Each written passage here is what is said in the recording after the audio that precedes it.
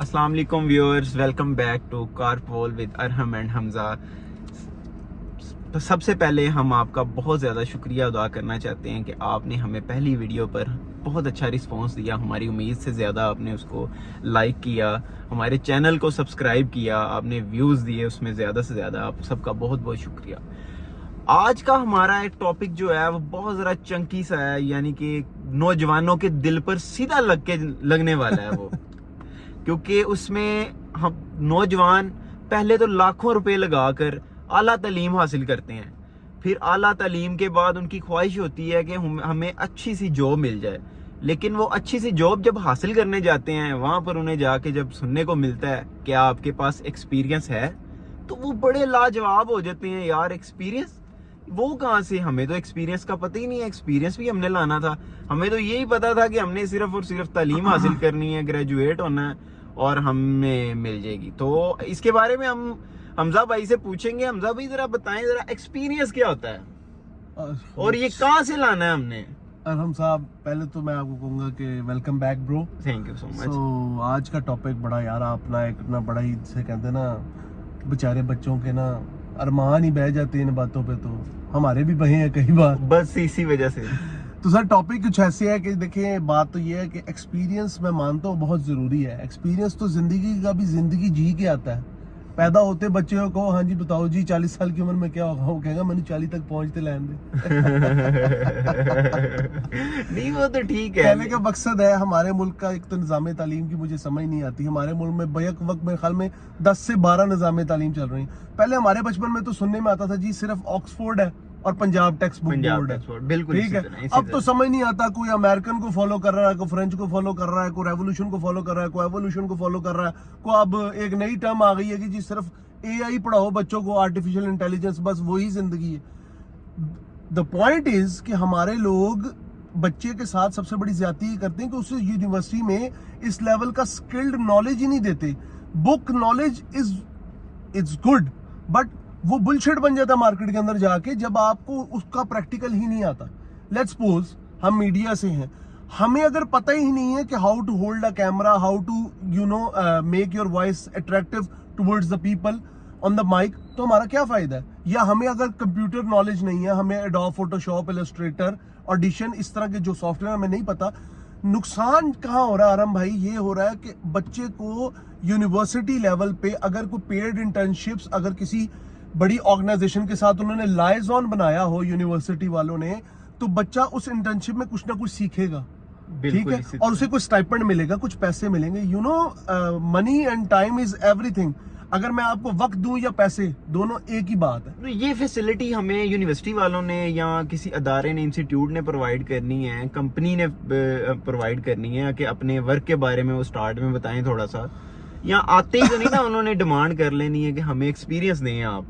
ہاں یہ بات میں کرنا چاہ رہا ہوں کہ جو ایکسپیرینس وہ جاتے ہی مانگ لیتے ہیں، کیونکہ ہم نے تو پتا ہوتا ہے یار ہم نے تعلیم حاصل کی ہے تو ہمارے پاس تو ایک نالج اچھا ہے.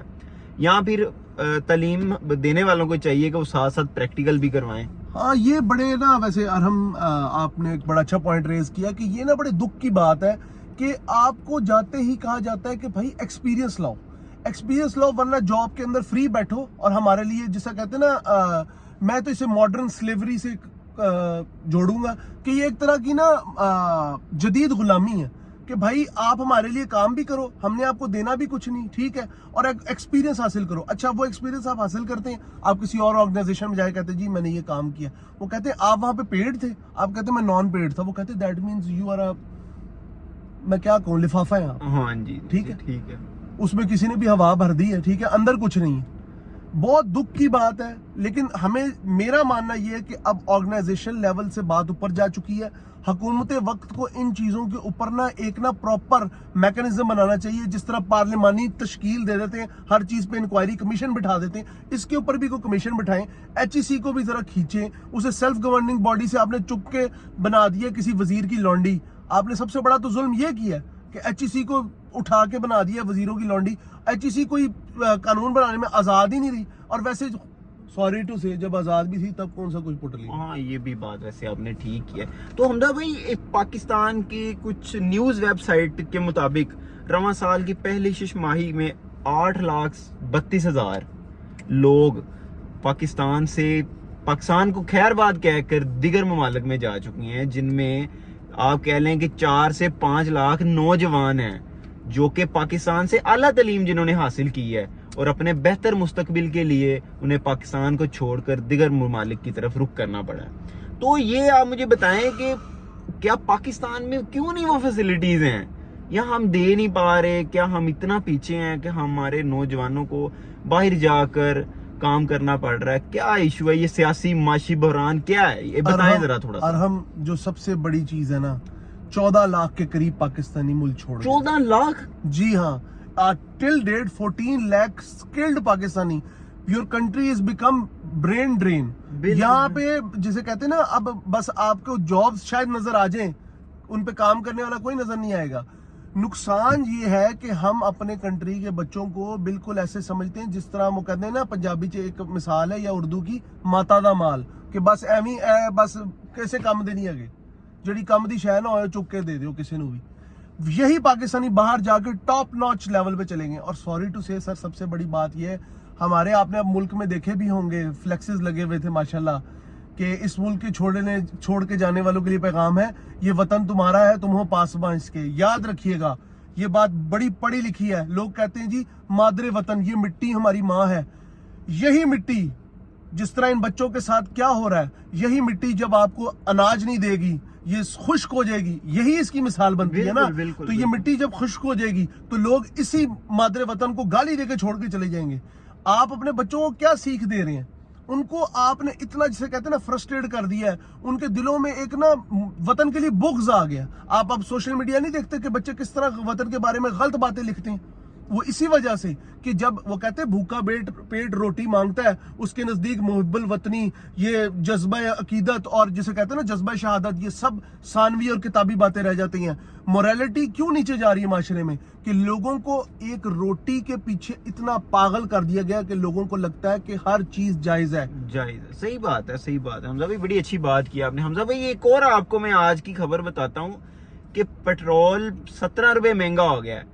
تو نوجوان جو صبح سویرے اٹھ کے تعلیم حاصل کرنے کے لیے جاتے ہیں، جن کے لیے پہلے تو وہ لاکھوں روپے فیس دیتے ہیں، اب انہوں نے ظاہری بات ہے ٹرانسپورٹ کا بھی استعمال کرنا ہے، تو وہ ان کے لیے اس ٹائم تو بڑی دکھ کی بات ہے کہ آپ کیا سمجھتے ہیں، یہ کیا آپ کے معاشرے میں کیا ہو رہا ہے؟ وہ اتنا پیسہ بھی لگ رہا ہے، پھر کچھ نہ حاصل ہو۔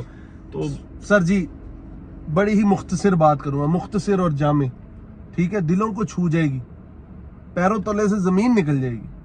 بات یہ ہے، ہمارے معاشرے کا جو کڑوا سچ ہے، 290 روپے سے اوپر تیل چلا گیا، ٹھیک ہے۔ امیر کی لینڈ کروزر کو فرق نہیں پڑے گا، لیکن غریب کی جسے کہتے ہیں نا ٹوٹی 70 کو بہت فرق پڑے گا۔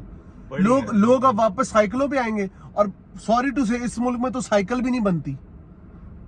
ہماری بدقسمتی یہ ہے کہ ہمارا ہمسایہ چائنا ہے، ہمارا ہمسایہ کاش کمبوڈیا ہوتا تو ہم ان سے محنت کشی سیکھ لیتے۔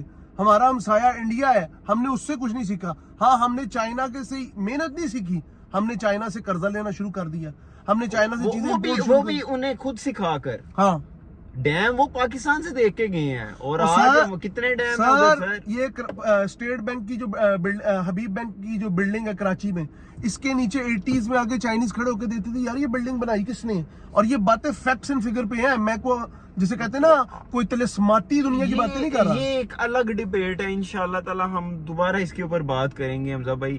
تو کہنے کا مقصد یہ ہے کہ حمزہ بھائی نے بھی جو بات کی ہے، جو میں نے بھی کیا ہے، اس کا کنکلوژن یہ ہے کہ اس ملک کا اللہ مالک ہے۔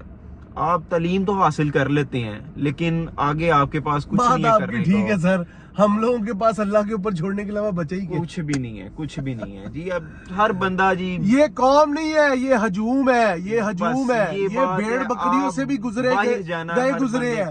یہ قوم نہیں، یہ ہجوم ہے۔ ہم وہ ہجوم ہے جس کی کوئی راہ نہیں ہے، ٹرک کی بتی کے پیچھے بھی نہیں۔ اب تو ہم ٹرک کی بتی سے بھی گئے گزرے ہیں، کھوتے ہیں سارے کے سارے۔ تعلیم تو حاصل کر لیتے ہیں، لیکن اس کے بعد جابز نہیں ہیں۔ آپ حساب لگا لیں کہ پاکستان سے اس وقت 14 لاکھ لوگ اس سال رواں سال میں جا چکے ہیں، یعنی کہ پچھلے 5 سالوں میں کوئی 27 لاکھ سے زیادہ لوگ پاکستان سے جا چکے ہیں۔ پہلے پاکستان میں باہر سے تعلیم حاصل کر کے پاکستانی نوجوان پاکستان میں آ کر اس کا استعمال کرتے تھے، یعنی کہ ادھر آ کے سرو کرتے تھے، لیکن اب وہیں سے تعلیم حاصل کرتے ہیں اور وہیں سرو کرتے ہیں. تو ہمیں کوئی سوچنا چاہیے کہ ہم کہاں غلطی کر رہے ہیں. Last but not the least, I have to give a small message to all the viewers that choose your friends carefully because after some time they become your introduction. اپنے دوستوں کو چننے میں احتیاط برتیں کیونکہ کچھ عرصے بعد آپ کا تعارف انہی کی زبان سے ہوگا. شکریہ. بہت بہت شکریہ آپ سب کا. پلیز چینل کو لائک اور سبسکرائب کریں. تھینک